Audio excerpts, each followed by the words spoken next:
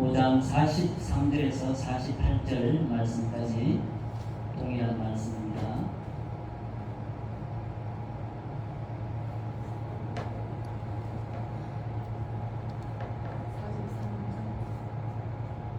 네, 5장 43절에서 48절 말씀까지입니다.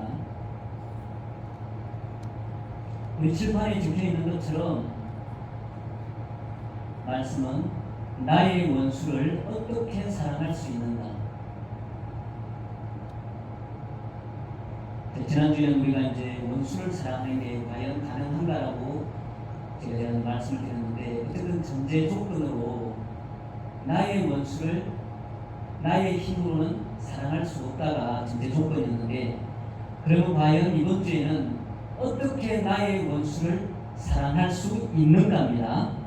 마태복음 5장 43절에서 48절 말씀까지 다 같이 읽어보겠습니다. 시작. 또 내 이웃을 사랑하고 내 원수를 미워하라 하였다는 것을 너희가 들었으나 나는 너희에게 이르노니 너희 원수를 사랑하며 너희를 박해하는 자를 위하여 기도하라. 이같이 한즉 하늘에 계신 너희 아버지의 아들이 되리니 이는 하나님이 그 해를 악인과 성인에게 비추시며 비를 의로운 자와 불의한 자에게 내려주시니라. 너희가 너희를 사랑하는 자를 사랑하면 무슨 상이 있으리요? 세리도 이같이 아니하느냐? 또 너희가 너희 형제에게만 무난하면 남보다 더하는 것이 무엇이냐? 이방인들도 이같이 아니하느냐? 그러므로 하늘에 계신 너희 아버지의 온전하심과 같이 너희도 온전하라. 아멘.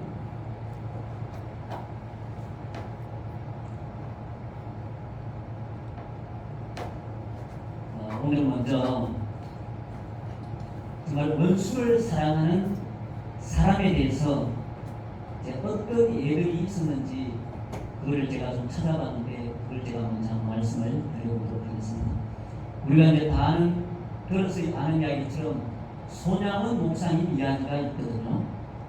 이제 손양원 목사님은 이제 두 아들이 동인동선이라는 두 아들이 있는데, 이제 1948년 그 여수 순천 사건이 있었어요. 6.25 전쟁 전에 이제 낮에는 우익이 활동을 하고 밤에는 좌익, 그러니까 공산주의를 이제 따르는 사람들이 활동하는 그런 시대였다고 해요. 그 시절이. 그래서 우리가 이제 여수 순천 반란 사건이라고도 이야기하는데, 어쨌든 여수 순천 사건인데, 이때에 이 손양원 목사님의 두 아들이 안재성이라는 그 좌익 쪽에 속한 여러 사람이 청년들이 있었겠죠. 그 중에 한 사람이 안재성이라는 사람인데, 이 사람들 총에 두 아들이 목숨을 잃은 거예요. 그러다 보니까 재판이 열리고 이제 그런 과정이었는데, 이 손양원 목사님이 이 안재승이라는 청년을 자기 두 아들을 죽인 목사님 입장에서는 원수인 거죠. 근데 이 원수인 이 안재승이라는 청년을 살려달라고 탐원서를 제출하고, 그래서 결국은 양아들로 삼았습니다. 그런데 제가 언젠가는 또 이제 안재승이라는 분에 대해서 우리가 이제 말씀을 한번 나눠볼 필요가 있겠지만, 어쨌든 이 안재승이라는 청년은 손양원 목사님 양아들로 들어와서 성도 바꿔줬어요. 손재승으로. 그런데 결국은 이 안재승이라는 분이 자기 원래 가지고 있던 성 안재승이라는 이름으로 다시 돌아갔어요. 그거는 나중에 다시 한번 말씀드릴 수 있는 기회가 있으면 다시 한번 이야기를 나누도록 하고, 오늘은 어쨌든 원수를 사랑하는 사람들이 과연 존재했는가라는 것에 대해서 말씀을 나누다 보니까 이제 이 부분은 좀 생략하도록 하겠습니다. 손양원 목사님이 자기 두 아들을 죽인 청년을 양자로 삼아서 그 아들이 해야 될, 아들에게 베풀어야 될 그런 것들을 베풀었습니다. 학교도 보내주고 심지어 신학 공부까지 했습니다. 이 이야기.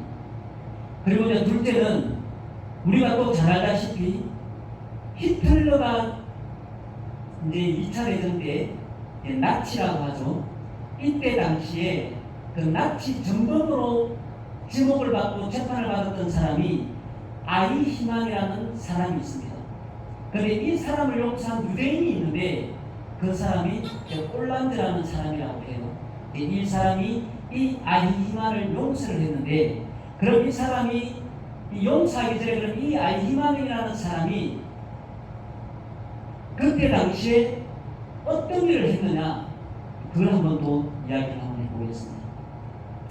이제 아돌프 아이히만이라고 하는데 홀로코스트 실무 책임자라고 해요. 이 홀로코스트라는 용어는 유대인의 학살을 지칭하는 용어로 홀로코스트라는 용어를 쓴다고 해요. 그러니까 우리가 홀로코스트라고 말을 하면 유대인 학살 사건을 말하는 거구나 이렇게 이제 받아들이면 돼요. 그래서 이 홀로코스트 실무 책임자였는데 이 아돌프 아이히만이 한 일이 뭐냐면 가스실이 설치된 열차를 보안했다고 해요. 그래서 이 유대인들을 유럽 전역에서 그 사람들을 체포를 하고 이제 운송을 할 때 열차에 태워서 수송을 하는데 그 열차 안에서 가스실을 만들어서 운송하는 과정에서 가스에 학살되는 거예요. 이런 열차를 보안한 사람이 이 아이히만이라는 사람이에요. 그리고 이 아돌프 아이히만은 600만 명 그 학살의 실무 책임자래요. 실무 지휘자. 그러니까 유럽 어떤 곳에 있던 유대인들이든지 간에 그 사람들을 전부 다 체포해서 수용소로 이송하는 그 책임자가 이 아이히만이라는 사람이었다는 거예요. 그리고 또 이 사람이 2차 대전이 끝나고 이제 아르헨티나에 이제 언신, 숨어 산 거죠. 숨어 사는데 그렇게 숨어 살면서 자기 나치 동료들이나 그런 모임에서 어떤 유대인 학살자 수가 부족했다. 그래서 만족하지 못했다. 그러면서 1000만 명을 학살했어야 되는데 그 숫자가 부족했다. 그렇게 말했다고 해요. 이 아이히만이라는 사람이. 그리고 그 과정에서 나치의 우월성과 학살의 정당성을 계속 주장을 했대요. 어떤 모임에서나 심지어 녹취록까지 있대요. 이 내용들이. 이 아이히만이 이렇게 악하게 그런 학살에 대해서 자기의 정당성을 주장하고 그렇게 열차를 통해서 가스실을 만들어서 학살하고 그리고 유럽 전역에 있는 모든 사람들을 다 잡아다가 수용소로 다 보내는 그 일을 이 사람이 했다는 거예요. 그런데 이 폴란드라는 유대인은 이 사람을 용서했다고 해요. 근데 그 용서한 이유가 뭐냐 하면 죽은 자들은 더 이상 돌아오지 않는다. 그리고 하나님께서 이미 심판하신다. 그래서 나는 이 사람을 용서한다. 그리고 탄원서까지 냈대요. 이 사람을 내보내달라고.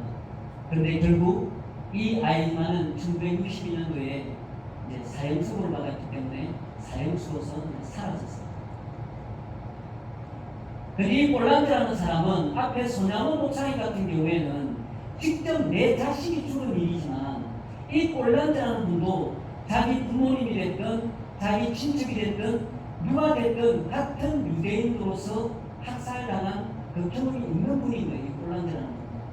그런데 이 폴란드도 결국은 하나님 안에서 예수 그리스도 안에서 이미 죽은 자는 돌아오지 않고 하나님께서 이미 심판하셨다는 그 이유로 이 아이히만을 마음에서 용서했다라고 이야기를 합니다. 그리고 또 한 가지가 있는데 미국 공군 중이라고 하는데 그 사즈라는 이제 그 공군 중이라고 해요. 이분도 있는데 이분도 일본이 진주만 공습을 했잖아요. 근데 그때 진주만 공습 때 아내를 잃어버렸다고 해요. 그래서 이 사람이 그 샤즈라는 이 사람이 공군 중이기 때문에 자기 아내를 진주만 공습 때 잃었잖아요. 그래서 자기가 지원을 했는지 모르지만 도쿄를 폭격하는 거기에 같이 참여했대요. 공군 조종사로 도쿄를 폭격하는 데 참여를 했는데 결국은 도쿄 폭격에 참여를 했지만 포로가 되어서 4년 동안 수용소 생활을 해야만 했고 그래서 일본에서 수용소 생활을 4년이나 하다가 결국은 이 수용소 안에서 예수님을 만난 거예요.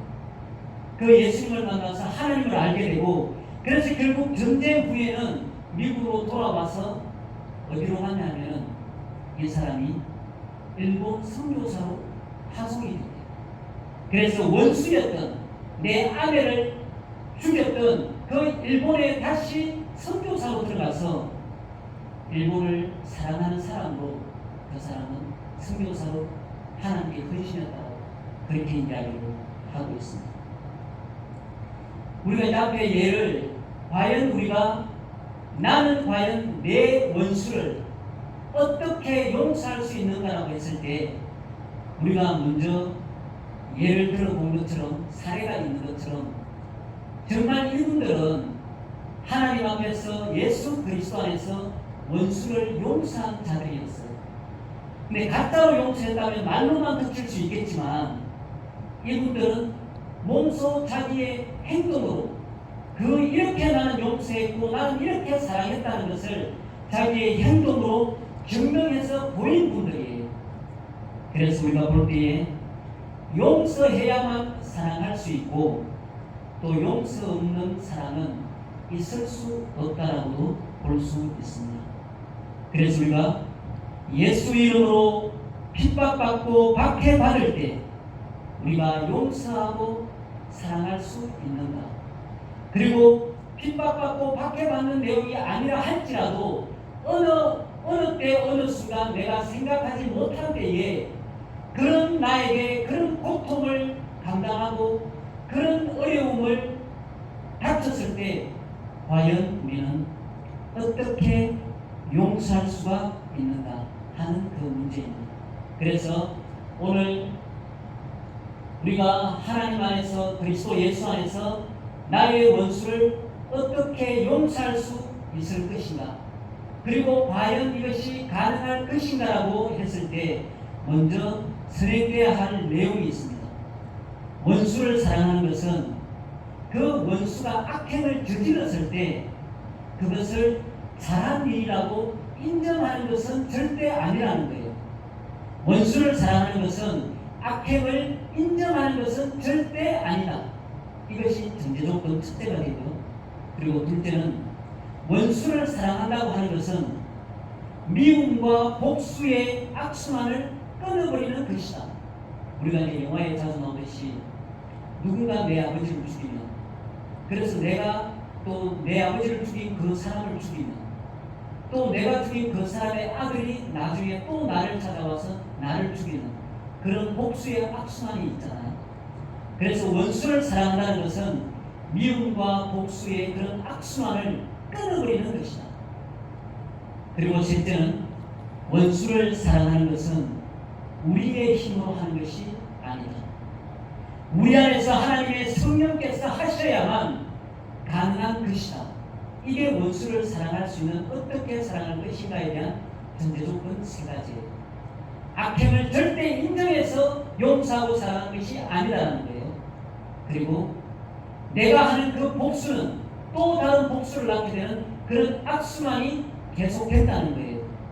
그리고 원수를 사랑하는 것은 내 힘이 아니라 우리 안에서 하나님께서 성령으로 우리 안에서 하시는 일이다.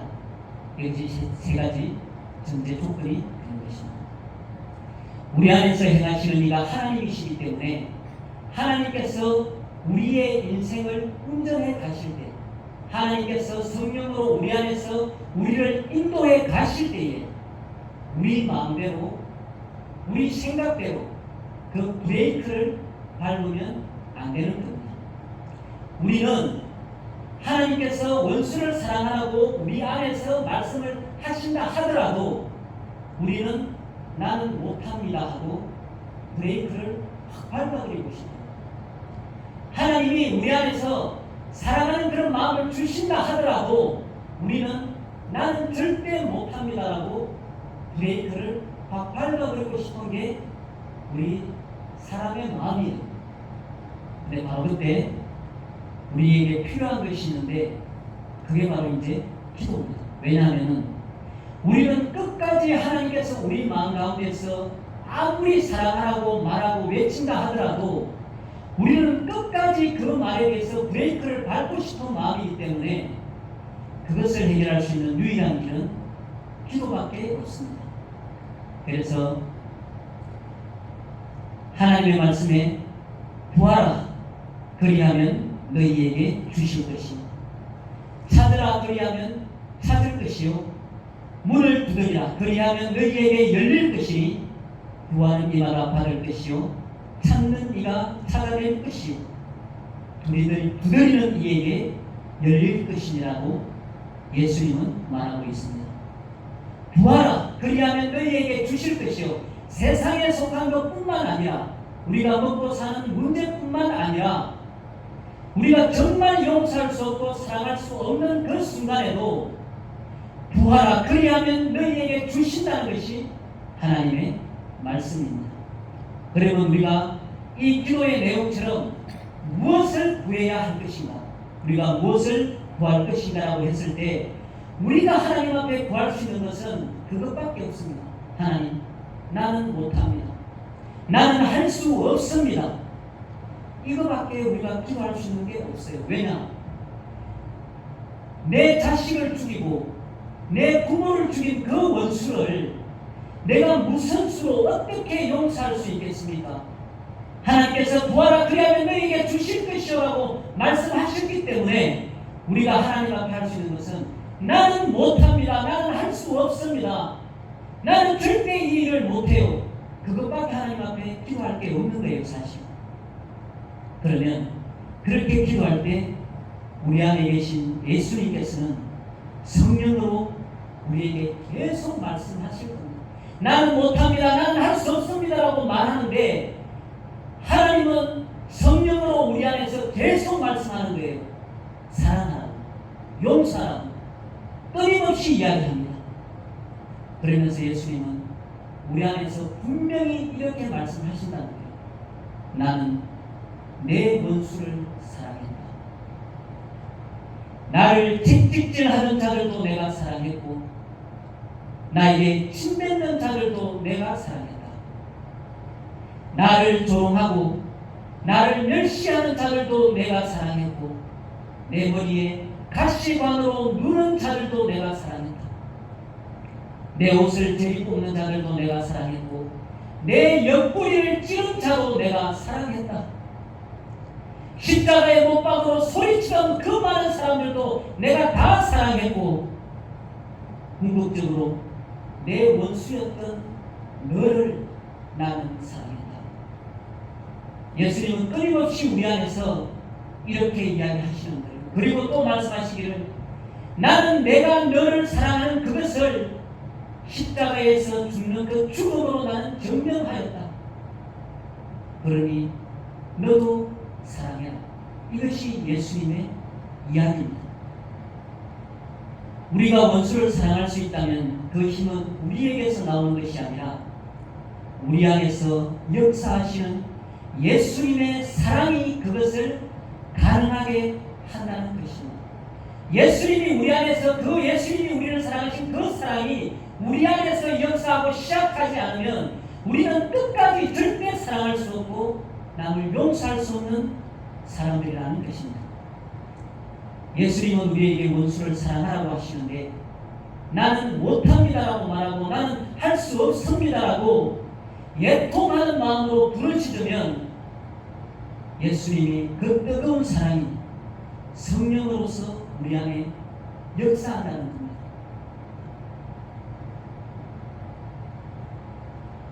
결론적으로 예수님의 그 사랑 때문에 우리가 사랑하게 되어진다는 것입니다. 그러니까 한번 생각해 보십시오. 내 원수가 내 눈앞에서 왔다 갔다 하고 내 마음에서는 분노가 목 끝까지 차오르는 그 상황에서 하나님 앞에 우리가 기도할 때 나는 사랑할 수 있습니다라고 말할 수 있겠냐는 거예요. 절대 나는 사랑 못합니다. 절대 나는 용서 못합니다. 나는 절대 할 수 없어요. 밖에는 말할 말이 없다는 거예요. 그러면 그렇게 하나님은 내 안에서 계속 사랑하라고 말을 하시고 나는 할 수 없습니다라고 계속 이야기를 하면 어떻게 되겠습니까? 그 사이에서 기도하는 과정에서 눈물이 나지 않을 수가 있겠어요? 하나님 앞에 눈물로 기도하는 거예요. 나는 할 수 없다고. 손양원 목사님도 저는 그랬을 거라고 안 생각해요. 얼마든지. 처음부터 아들이 죽었는데 괜찮아. 저 청년 살려주세요. 사형시키지 마세요. 그리고 저 사람 내 아들 죽인 저 원수 내 양자로 생겼습니다. 그렇게 말하지 않았을 거라는 거예요. 손양 목사님도 하나님 앞에서 얼마나 부르짖겠습니까? 나는 못합니다. 나는 할 수 없습니다. 그런데 예수님은 성령으로 그 마음 안에서 끊임없이 내가 내 원수를 사랑했다고 이야기했을 거라는 거예요. 그래서 눈물로 하나님 앞에 할 수 없다는 그 과정을 거쳐서 그 마음에 용서하고 사랑하기로 결단하고 그래서 결국 그 사랑의 자리까지 왔을 거라고 생각을 합니다.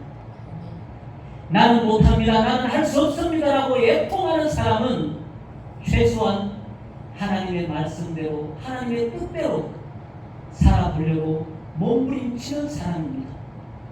하나님의 말씀대로 원수를 사랑하려고 하면 할수록 내 결심이나 내 노력으로는 안 된다는 것을 발견하고 또 그게 발견이 되니까 나는 못합니다라고 부르짖게 되는 것입니다. 그래서 죽이고 싶은 마음, 복수하고 싶은 마음이 하나님 앞에서 굴복되어져서 눈물로 용서하겠습니다. 사랑하겠습니다. 이렇게 고백하게 되는 것이 바로 자기를 부인하고 십자가를 지고 예수님을 따라가는 삶이 아니겠습니까? 뭐가 나를 부인하고 뭐가 내가 십자가를 지는 삶이겠어요? 당당하게 나는 나를 부인할 수 있습니다. 나는 십자가를 지고 따라갈 수 있습니다라고 당당하게 예수님 앞에 나서는 것이 아니라 나는 할 수 없습니다. 나는 할 수 없습니다.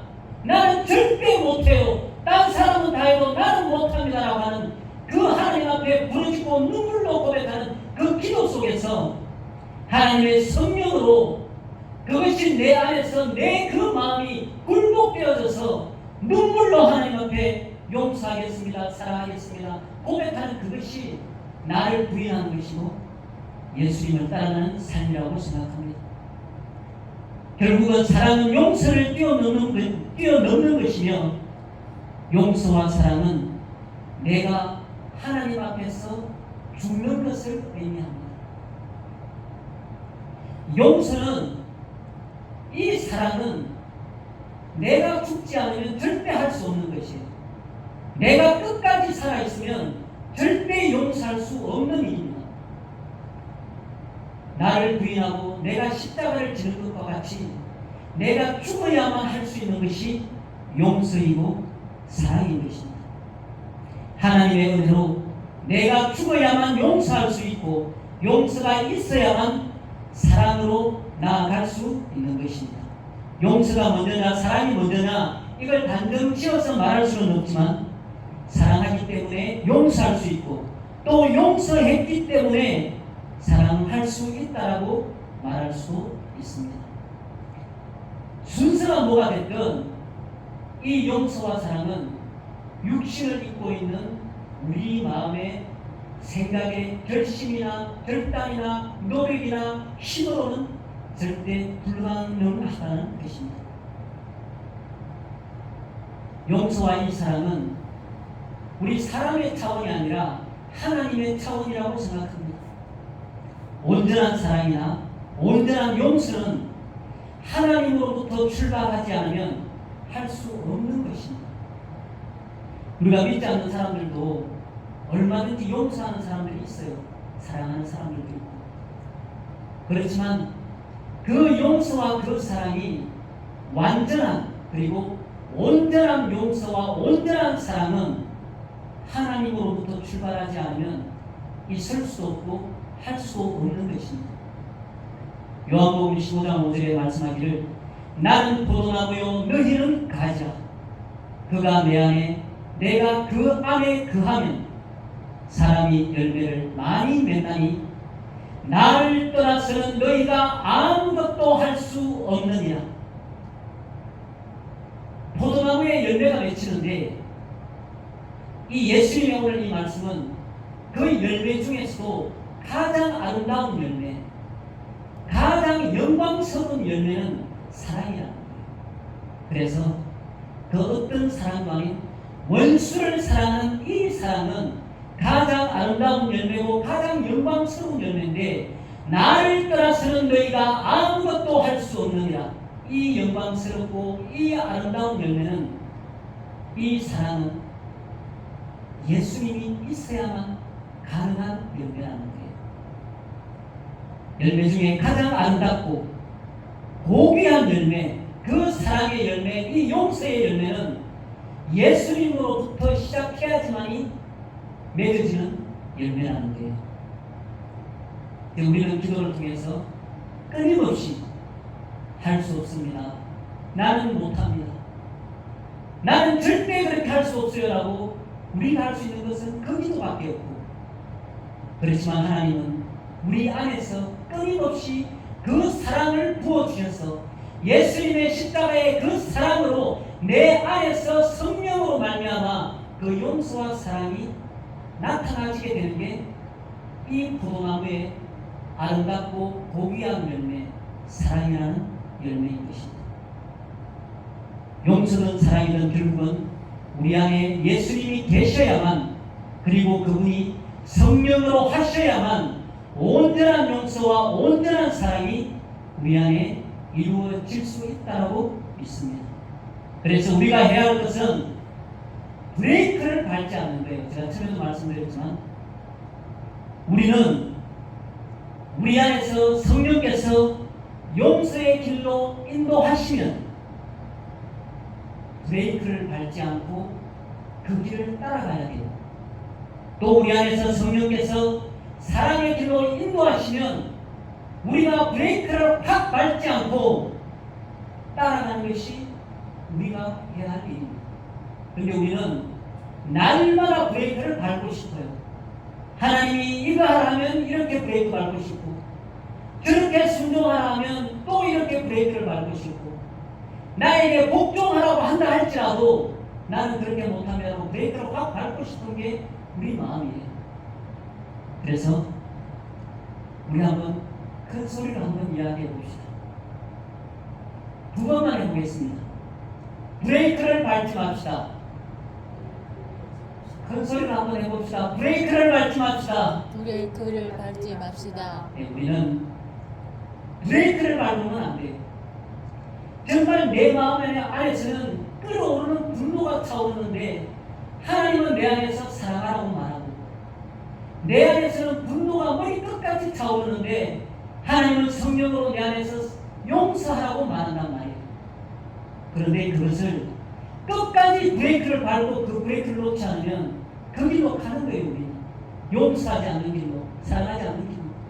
예수님은 내가 원수된 너를 사랑했다 할지라도 나는 그걸 못합니다 하고 나는 끝까지 브레이크를 밟고 그 길로 가는 거예요. 그런데 우리는 브레이크를 밟지 말아야 됩니다. 브레이크를 설령 한번 밟았다 하더라도 그 브레이크를 다시 놓아야 되는 거예요. 끝까지 그 브레이크를 밟고 있으면 하나님의 순종의 길, 나를 부인하고 십자가를 지는 길을 우리 스스로 포기하는 일이 되는 거예요. 결론적으로 브레이크를 밟지 맙시다. 왜냐하면 하나님께서는 성령으로 우리 안에서 끊임없이 용서하고 끊임없이 사랑하고 계시기 때문에 그렇습니다. 그래서 우리 오늘 말씀의 제목처럼 나의 원수를 어떻게 사랑할 수 있는가라고 했을 때, 나는 끊임없이 하나님 앞에서 기도할 때 나는 못합니다, 나는 용서할 수 없습니다, 나는 사랑할 수 없습니다, 나는 아무것도 할 수 없어요 라고 말할 때에 성령께서 우리 안에서는 끊임없이 내가 너를 사랑했다, 내가 너를 용서했다,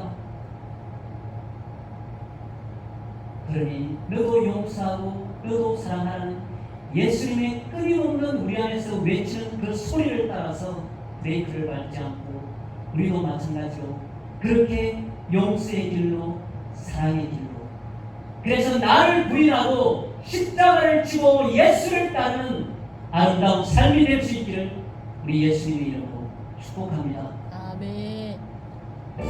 찬양하고 기도하도록 하겠습니다.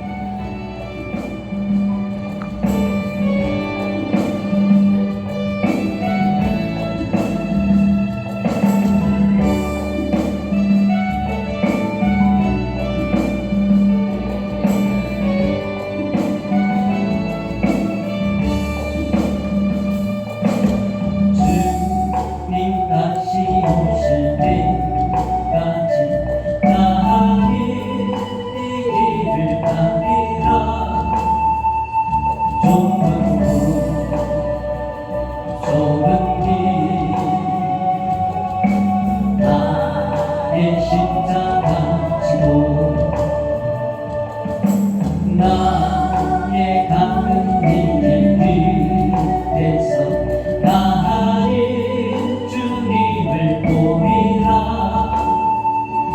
영광의 내 주님 나를 맞아주신 주님 다시 오실 때까지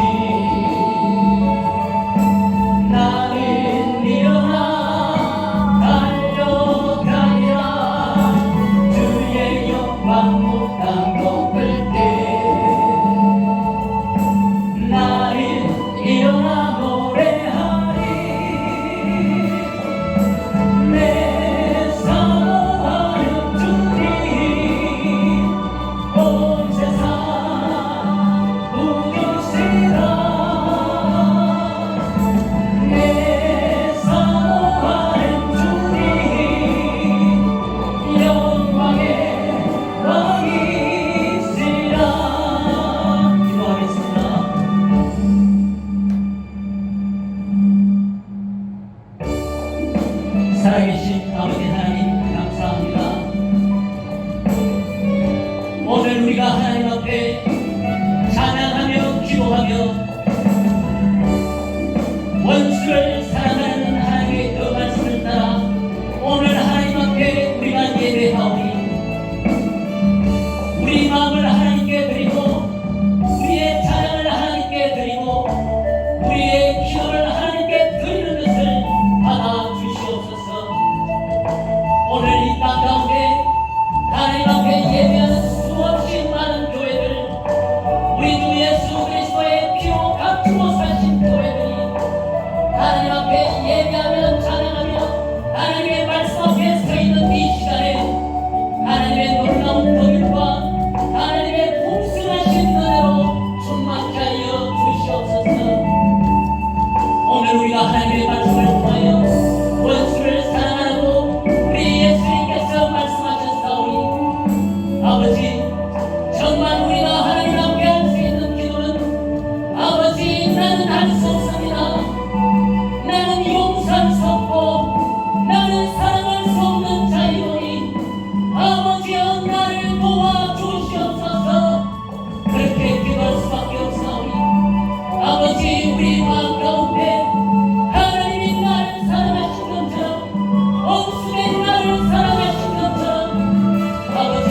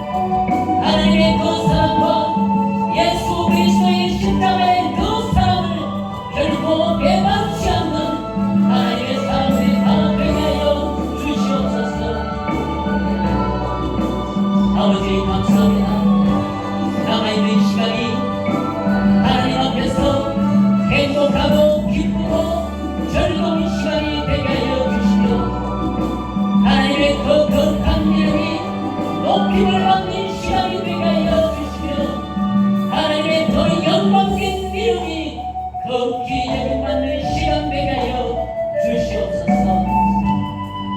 살아계신 우리 주 예수 그리스도 이름으로 감사하며 기도합니다. 아멘.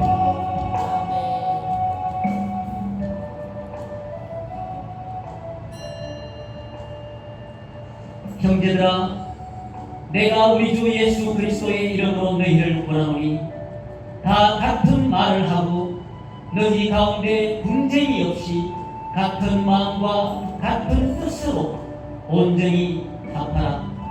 아멘. 오늘 점심은 삼계탕이거든요. 꼭 드시고 가셔야 됩니다. 기도문으로 마치도록 하겠습니다.